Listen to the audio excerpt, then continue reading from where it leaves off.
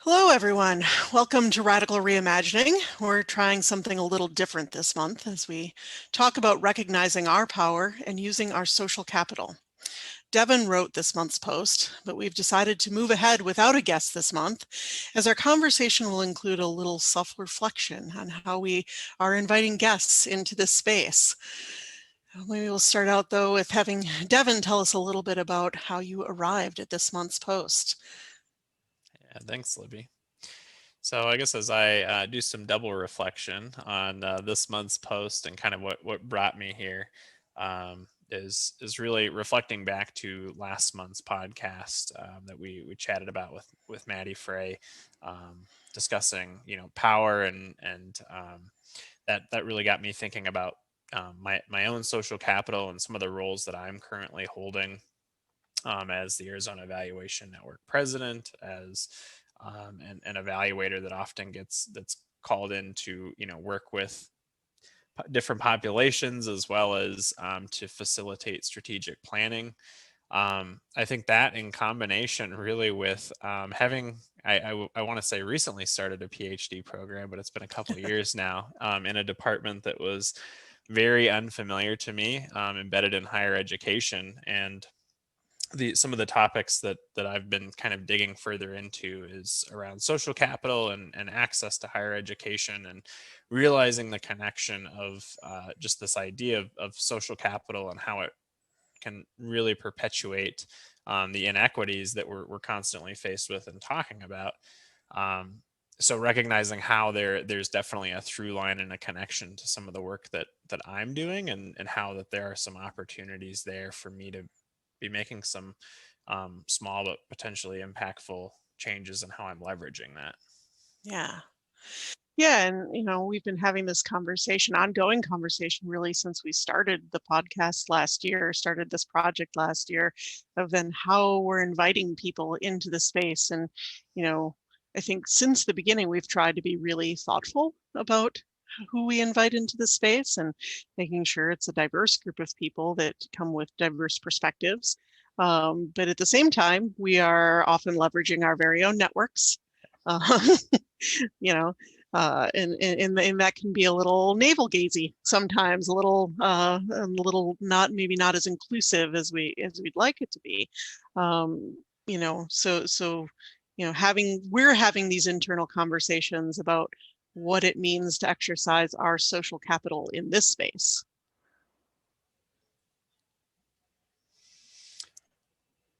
Yeah, that's yes.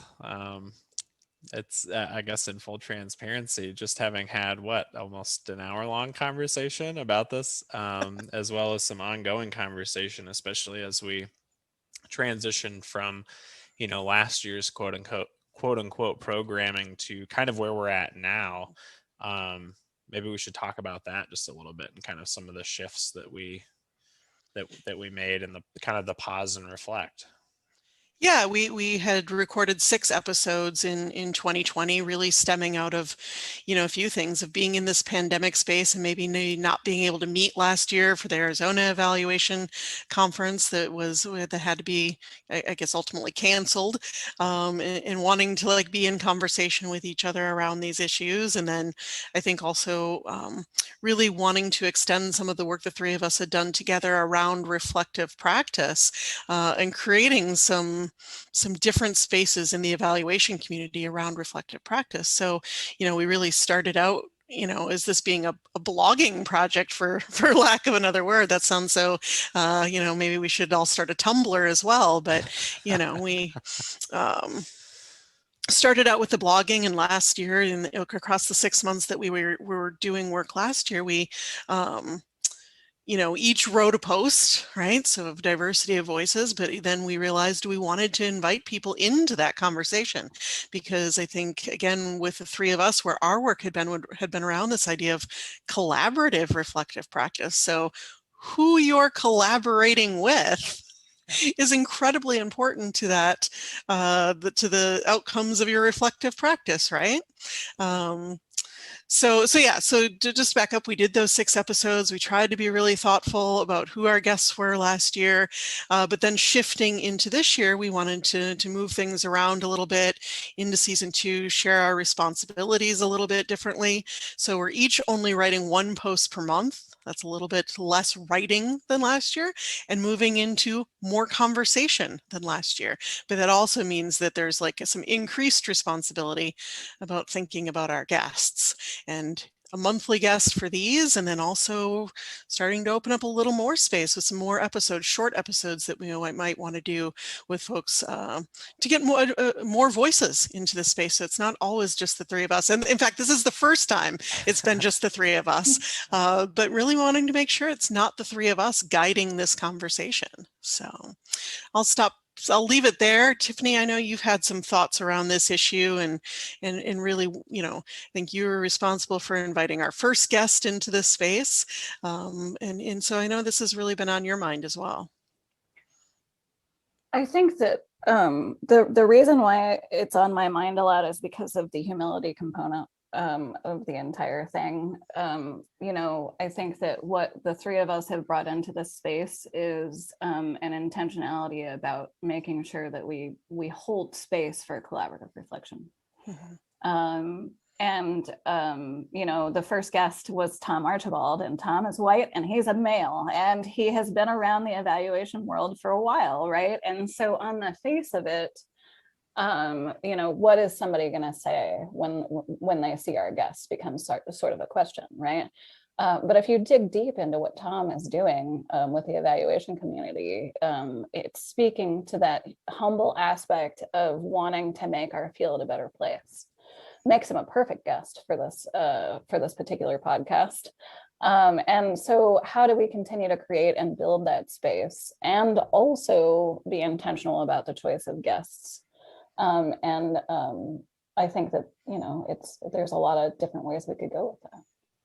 Yeah, but I think, bringing it back to Deven's post and thinking about each of us using our social capital in this space, using it for the positive is that, Tom is a strong voice in the evaluation community, and having, him be able, having him come and be a guest in our first season, helped us as a podcast, we'll just say.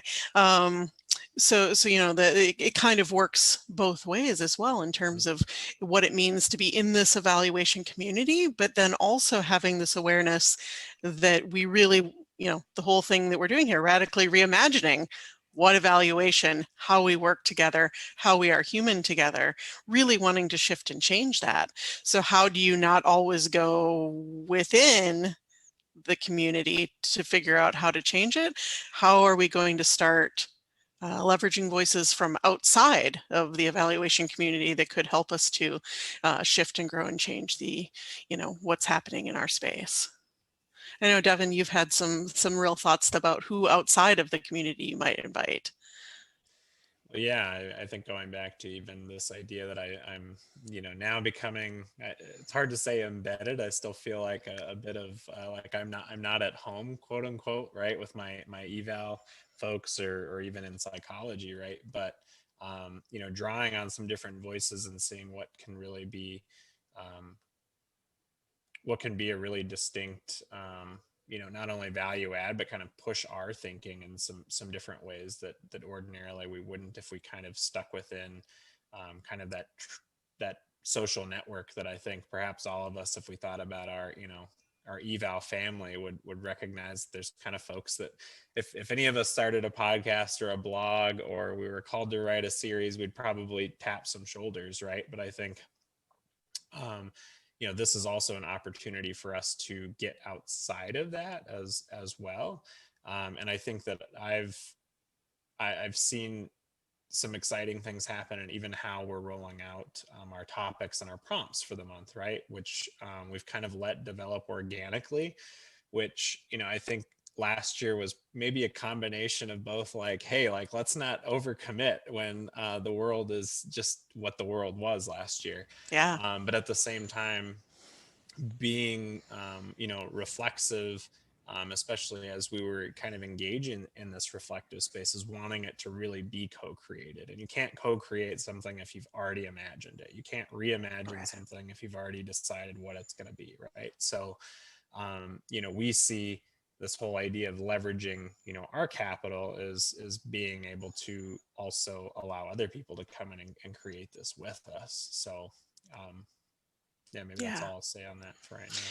Yeah, and that's really the approach I've tried to think about as I've invited some guests in future. I've already sort of reached out to a few folks for future months.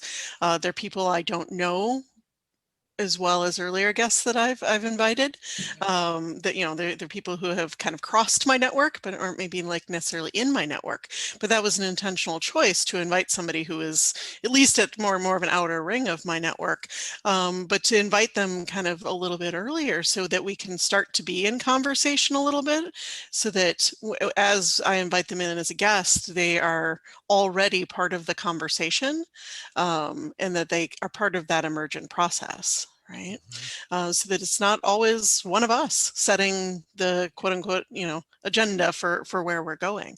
That, like you said, Deven, it can be this like co-creative emergent process, kind of in partnership with the folks who kind of show up as our guests. So. Yeah. I'll add that I made an allusion to it earlier, but I guess maybe this is the big reveal. We're going to have some additional episodes starting to drop in the future weeks here. We've recorded one already with Dr. Vidya Shankar, a short episode that we're going to call our learnings and unlearnings mini episodes. Short little, maybe 5-minute episodes where someone will share sort of a piece of wisdom, a piece of advice, a learning, something they've learned recently, and unlearning, something they're really trying hard to kind of leave in the past, but just a short piece of advice that they want to share with our community, that we can kind of take these in. And I guess part of keeping these episodes a little on the shorter side is we all have a lot of information coming at us right now, and this is a continual process. We don't have to rush through it. So learning these things in small pieces is just having these shorter episodes that kind of will pop into your feed, but then wanting to be intentional about who's showing up to do those. Right.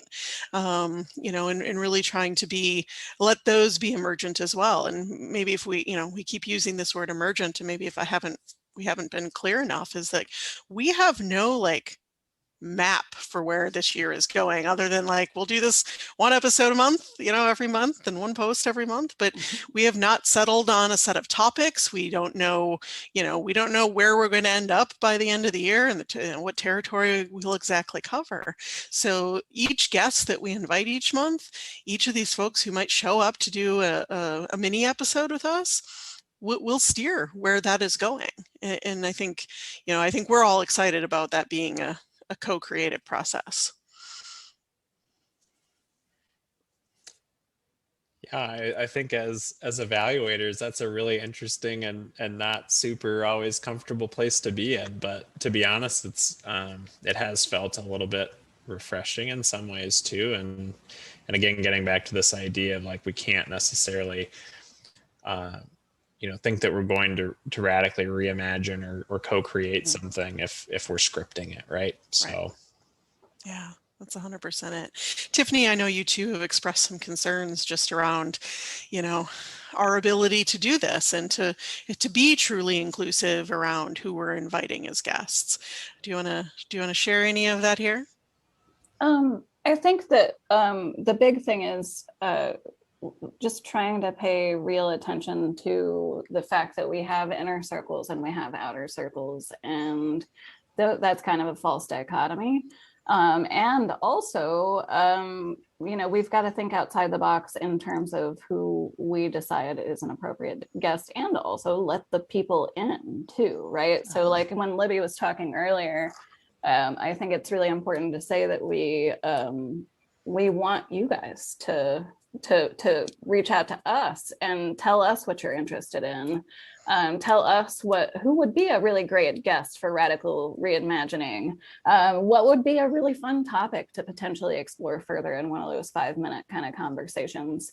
Because, the three of us, we come together, we do this reflective practice collaboratively. we really want to build the conversation. Our circles are only as big as they are, and we'll continue to try to expand those.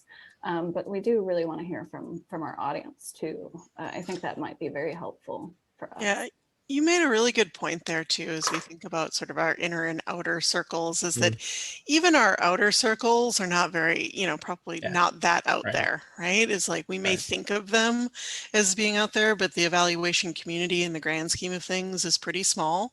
That even the people we don't cross paths with often are still relatively close to us. And so yeah, I mean, I think that's a piece of what I'd really like to see happen in those learnings and unlearnings mini episodes is little pieces from other fields, right? I often look at like cultural anthropology and some of the other academic fields that are doing some really, they're starting to radically reimagine their work, and so where do folks see really exciting work happening that can be influential within how we radically reimagine evaluation and our ability as evaluators and educators, researchers to show up and do our work differently and ultimately be a little bit more human. So. Yeah, I think it's interesting. I don't know, this quote popped into my head, so I'll share it. So Wittgenstein said something like, "Whereof we cannot speak, thereof we must remain silent." I think it's, and I think what he's trying to say there is that if we don't have the words for something, there's no way to convey it to another human, and therefore it's not a part of our world. And that's scary because we don't have the words for some things that we need sometimes.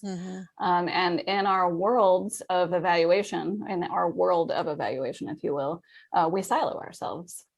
And I've seen examples of this even just in the past week of my life, where it's like, wait a second, if we just go over there for just a moment and learn from those people, then we could enrich our experience.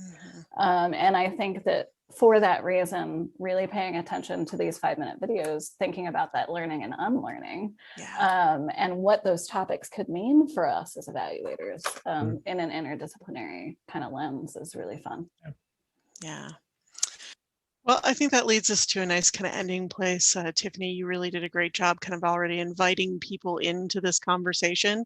We've been trying to do that every month with, people having written responses, but really letting people know that we want to hear from you. So if you'd like to be a guest on our show, or if you want to share something in one of our mini episodes, you have a little learning or unlearning, we'd like to allay any anxiety that this whole podcast recording business is not a big deal. Just reach out to us, send us an email. We'd love to connect with you and get something recorded that we can get out there into the world and again, be kind of extending ourselves into new spaces, new ways of thinking. So any other final thoughts, Deven, Tiffany? All good?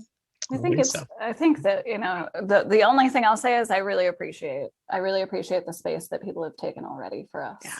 Absolutely. It's really nice to have the written reflections online.